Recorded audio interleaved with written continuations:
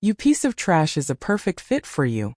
My son-in-law sneered when my late husband left me a derelict auto repair shop. But when I found the silver locket and opened the hidden panel, I uncovered a secret that would shatter his world. I'm glad you're here. Stay until the end and tell me what city you're watching my story from. I want to know how far it has reached. The lawyer's office was cold, sterile. The air smelled of lemon-scented polish and quiet judgment. I chose a seat by the window, hoping to feel a sliver of sunlight, but the blinds were drawn. My daughter, Chloe, sat across from me, her hands clasped tightly in her lap. Beside her was her husband, Robert, his posture rigid. My sweet grandson, Leo, only 7, fidgeted quietly, his small brow furrowed. I always knew Robert tolerated me at best. He wore a mask of civility, but his eyes, cold and calculating, never lied. Mr. Henderson, the lawyer, opened the file and began to read in a flat, disinterested tone. Chloe was left a modest trust fund, enough for security if managed wisely. I saw Robert's jaw tighten, a flash of disappointment in his eyes. He had expected the family estate, the investments, something with more prestige. Chloe simply nodded, her gaze fixed on the polished table. She placed a gentle hand on Leo's knee, a silent plea for him to be still. Then Mr. Henderson turned to me. "Mrs. Beatrice," he said, his voice gaining a hint of something I couldn't place. "According to Mr. Arthur's will, you are to inherit Harold's auto repair." A stifled silence filled the room. I kept my eyes on my lap, my fingers twisting the fabric of my dress. Harold's auto. It was where Arthur had started as a young mechanic, where he'd built his life from greasy parts and hard work. Now it was a crumbling eyesore on the forgotten edge of Detroit. Suddenly a sharp, mocking laugh cut through the quiet. Robert slapped the table, a cruel grin spreading across his face. "That piece of junk is a perfect fit for you," he repeated, his voice dripping with scorn. "I thought Chloe's inheritance was meager, but yours is just pathetic. A rotting shack full of forgotten scrap." A few relatives tittered. Others shook their heads, their looks a mixture of pity and contempt. The whispers began, each word a tiny needle. Beatrice never was ambitious.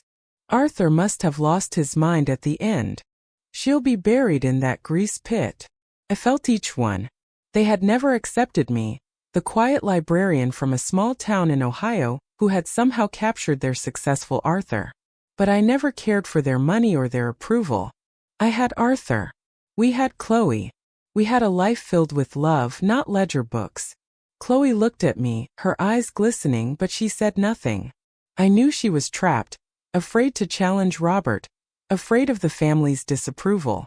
The reading ended in a thick, uncomfortable silence. As people filed out, Robert approached me, his smile a perfect, poisonous fake. "Beatrice, don't take it to heart," he said, his voice slick. "I have a developer friend.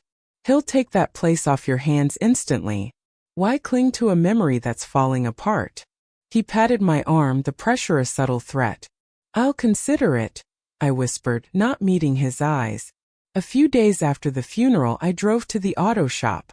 My old sedan bumped down the potholed road on the outskirts of Detroit. When I pushed open the chain-link fence, the whine of rusted metal was a sad greeting. The smell of old gasoline, grease, and decay was overwhelming. I started cleaning, each sweep of the broom a meditation on Arthur. This was his sanctuary. I remembered bringing him lemonade on hot summer days, watching him work, his hands stained but sure. Now it was a ruin, a joke to everyone, especially Robert. As I wiped down an old, grime-covered workbench, my cloth caught on a loose splinter. A small, hidden compartment I never knew existed slid open. Inside was a tarnished silver locket, heart-shaped and delicate. My hands trembled as I opened it. There was no picture, but instead, a tiny, intricate key was nestled within, wrapped in a shred of oil-stained cloth. My heart hammered in my chest. Arthur never did anything without a purpose. The next day I returned, the key burning a hole in my pocket. I tried it on every lock in the place with no success. Frustrated, I decided to move an old, heavy tool chest.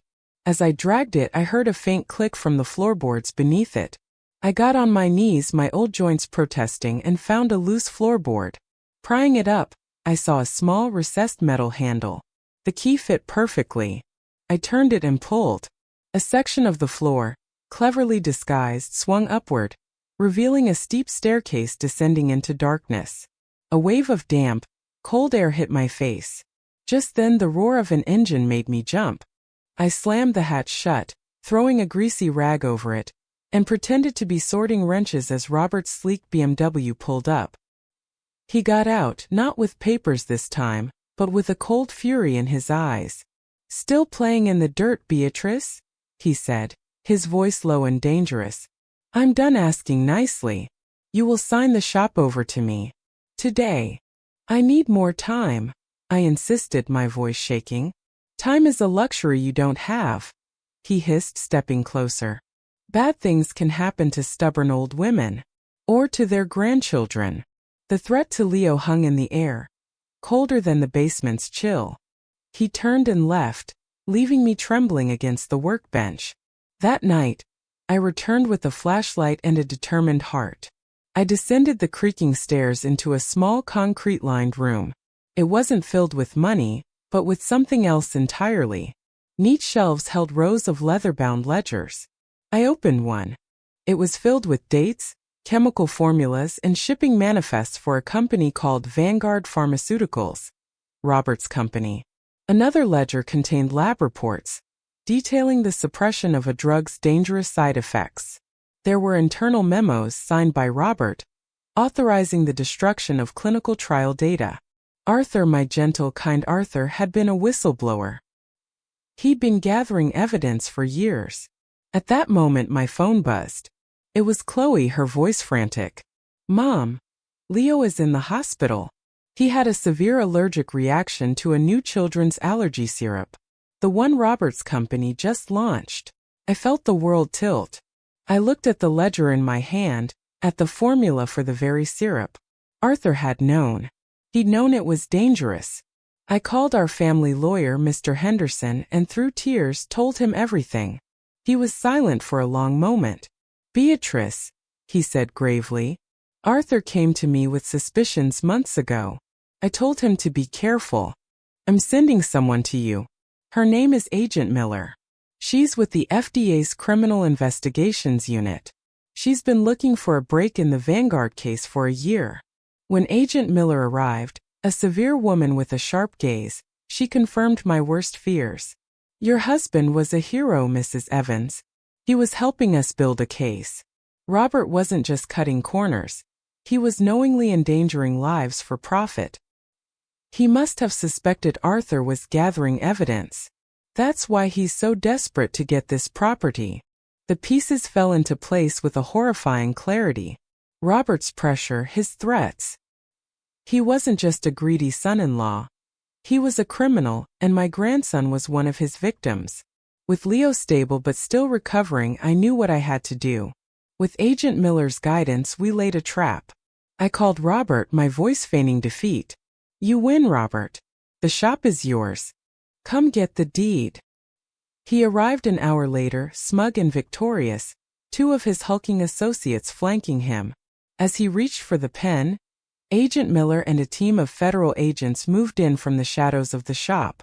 "It's over, Robert," I said, my voice steady for the first time in months. "Arthur left me more than a piece of junk. He left me the truth. He was arrested, screaming about entrapment. The evidence Arthur had gathered was overwhelming. The subsequent scandal and lawsuits would dismantle his company and his life." Months later, I stood in the clean, orderly auto shop. It was quiet now, a place of peace. Chloe, holding a healthy, laughing Leo, came to stand beside me. "You saved us, Mom," she whispered, her head on my shoulder. "You finished what Dad started." I looked around the shop, at the ghosts of memories and the solid reality of the future. Arthur had left me a key, not to a fortune, but to our family's freedom. And in finding the courage to turn it, I had found myself again. Leo's recovery was slow but steady. The doctors said he was lucky. The reaction could have been fatal. Every time I saw the light return to his eyes, a fresh wave of fury and relief washed over me. fury at Robert, and relief that Arthur's secret had not been buried with him. The auto shop became my sanctuary and my fortress. With Robert in custody, the immediate threat was gone, but the aftermath was a storm of lawyers, media, and corporate damage control. Vanguard Pharmaceuticals collapsed within weeks. The ledgers Arthur had so meticulously kept were the cornerstone of a class action lawsuit that would ensure the dangerous drug was pulled from shelves and the victims, including my Leo, were compensated. One afternoon, as I was sorting through Arthur's old tools, deciding what to keep and what to donate, Chloe came to see me. The weight of Robert's betrayal still shadowed her face, but there was a new resilience in her posture. "Mom," she began, her voice soft. "Going through all of this, it made me realize something. Dad didn't just leave us evidence. He left us a purpose." I put down the wrench I was holding. "What do you mean?" "This place," she said, gesturing around the shop. "It was his front, but it was also his passion. He helped people here, fixing their cars, giving them honest advice. What if we kept it going? Not as a secret operation, but as a real, honest business. We could call it Arthur's Garage. We could use part of the settlement money to fund it. Offer apprenticeships for kids from the neighborhood." Tears pricked my eyes. It was a perfect, beautiful idea. It was a way to honor Arthur, to reclaim this space from the shadows, and to build something positive from the wreckage. "We'll do it," I said, my voice thick with emotion. "We'll do it together." The renovation of Harold's auto into Arthur's garage was a catharsis. We painted the walls a bright, clean white, fixed the broken windows, and installed new modern equipment, but we kept Arthur's old wooden workbench, its surface stained with decades of his labor, right in the center. It was our touchstone. Months later, on the day of the grand reopening, the garage was filled with laughter and the smell of grilled food from a celebratory barbecue.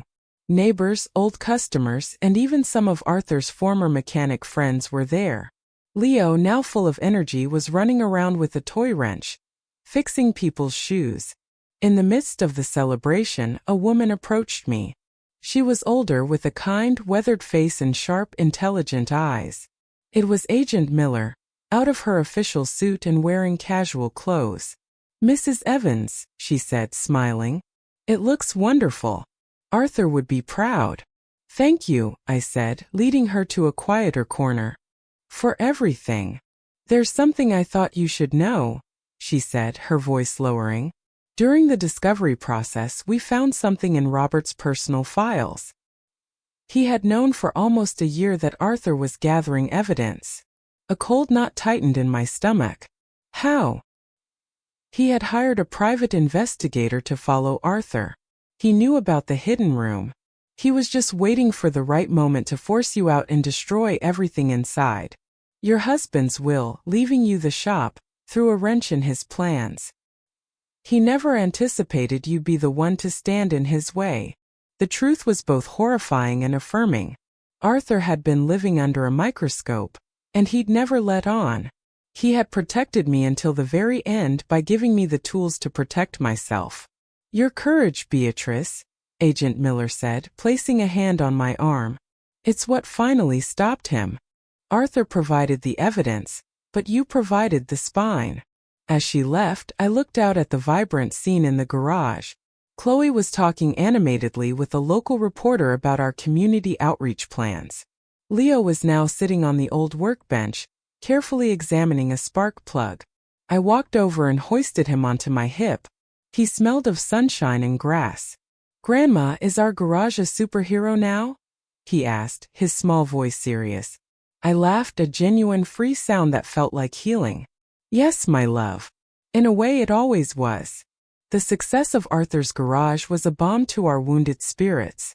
It became more than a business. It was a living memorial. Chloe, to my surprise and immense pride, discovered a latent talent for management and marketing. She started a Women Under the Hood workshop on weekends, teaching basic car maintenance, and the classes were always full. The buzz of the garage, the smell of fresh coffee from the small corner we'd set up, the sound of honest work. It was the opposite of the silent, secretive place it had been. Leo was our official greeter. handing out lollipops to customers and helping the mechanics with his plastic toolset. The shadow of his illness was receding, replaced by the sturdy confidence of a child who felt safe and loved. But peace, I was learning, is often just the quiet between storms. It started subtly. A shipment of high-quality engine parts we'd ordered never arrived. Then, our business license renewal was unexpectedly delayed by a clerical error. One morning, we arrived to find the words liar spray-painted in red across the newly painted bay doors. My heart sank. It felt like a ghost reaching out from the grave. Chloe wanted to call the police immediately, but I had a colder, clearer feeling. This wasn't random vandalism. This was targeted. That evening after closing, I went back down into the hidden room. Agent Miller had taken all of Arthur's ledgers as evidence, but the space itself still held his energy. I sat at the small desk he'd used, running my hand over the empty shelves. A sense of incompletion nagged at me. Robert was facing decades in prison. His empire was dust. Who was left to carry this grudge? As I stood to leave, my hip bumped against the desk, jostling a small, seemingly decorative knob on its side. It wasn't a knob. With a quiet click, a thin, hidden drawer I had never noticed slid open from the desk's underbelly. Inside was a single black USB drive, and a small folded note in Arthur's familiar looping handwriting. My dearest Beatrice, if you are reading this, then you found the first key, and you were braver than I ever could have asked you to be. The man Robert worked for is not a CEO but a shadow. His name is Silas Vane.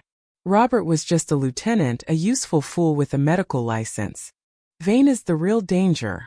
He knows about me. He knows about the evidence I gathered on his other ventures, weapons smuggling, political bribes. I've hidden the most damning proof elsewhere. This USB contains a decoy, enough to seem like the whole prize. The coordinates in the file named Elysian will lead you to the truth. I'm so sorry to lay this at your feet. Follow the money, my love. It always leads back to the king. All my love, always, Arthur. My hands trembled so violently I could barely hold the note. Robert was just a pawn. The game was far from over. The harassment, the vandalism, it wasn't revenge. It was a search. Silas Vane was still looking for what Arthur had hidden, and he knew the trail ended with me. I didn't tell Chloe. The fear and betrayal she had just overcome were too fresh. I couldn't plunge her back into that darkness. This was my burden, Arthur's final request. The next day, I pretended to have a migraine and left Chloe to run the garage. At the public library, on a computer tucked away in a corner, I inserted the USB drive. As Arthur had written, it contained financial records for Vanguard, but nothing we didn't already have.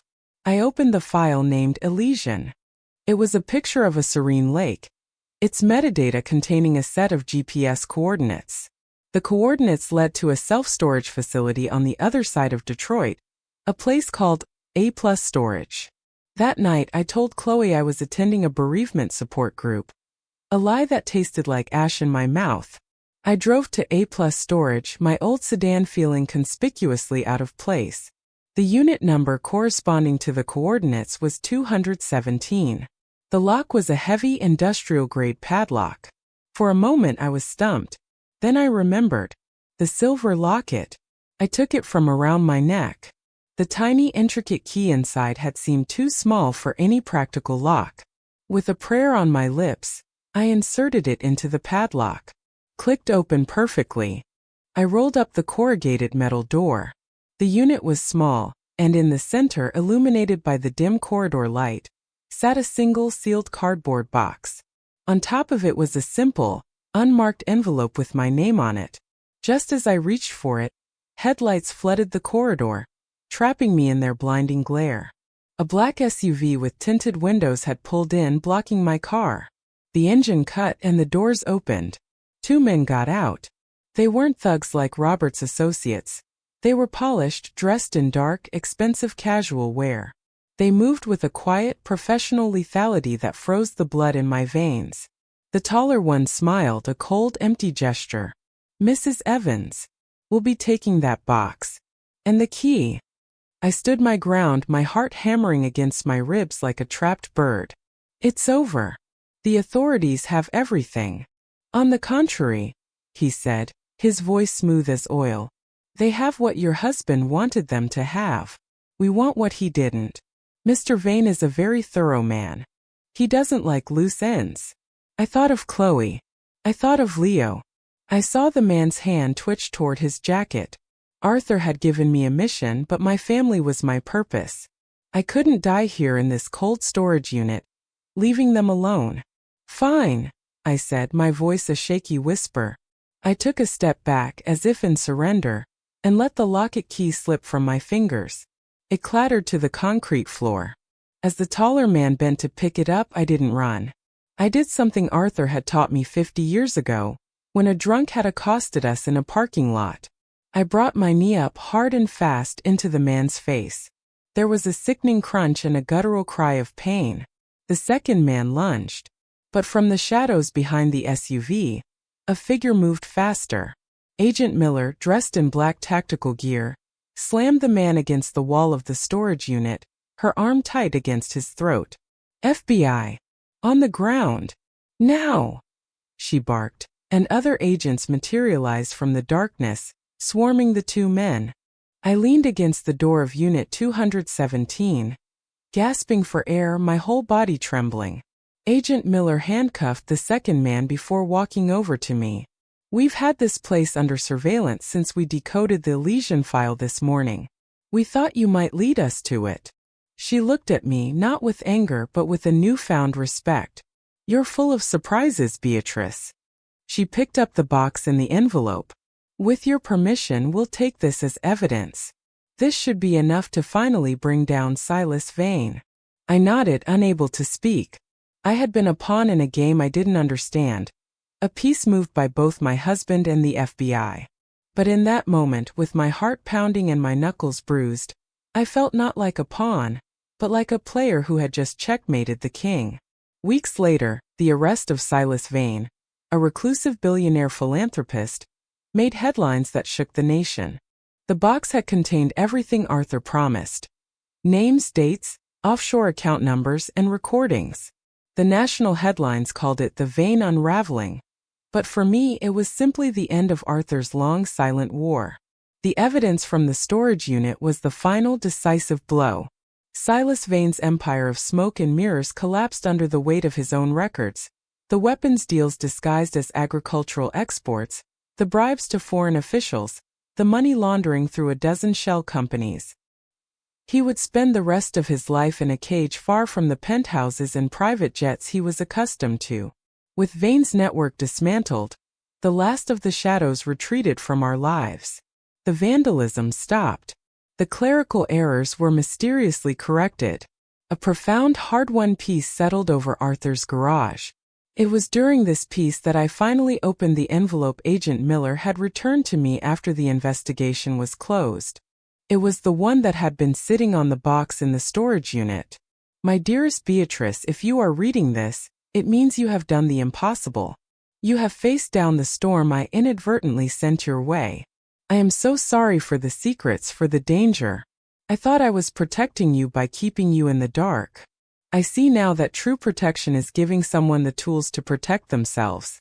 I gave you the keys, and you, my love, proved stronger than I ever imagined. The money in the offshore account numbered 734-1881. Our wedding date is clean. It's from a patent I sold years ago, hidden from Vane's sight. It's yours. Use it for the garage, for Chloe, for Leo. Build a beautiful, safe life. You have earned every moment of happiness. I loved you from the moment I saw you in that little library in Ohio, and I love you still beyond time and secrets. Yours always, Arthur. Tears streamed down my face, not of sorrow but of a deep healing release. He had seen me. He had trusted me. And he had provided for us, even from beyond the grave. We used the money as Arthur intended. We established a scholarship in his name for aspiring mechanics and created a foundation to support the families of other corporate whistleblowers. Arthur's garage became a community hub in truth, a testament to the idea that one honest man and one determined woman could make a difference. Years drifted by, marked by the gentle rhythm of family and work. Leo grew into a bright, curious teenager who spent his after-school hours tinkering with engines, his grandfather's intuitive understanding of mechanics alive in his hands.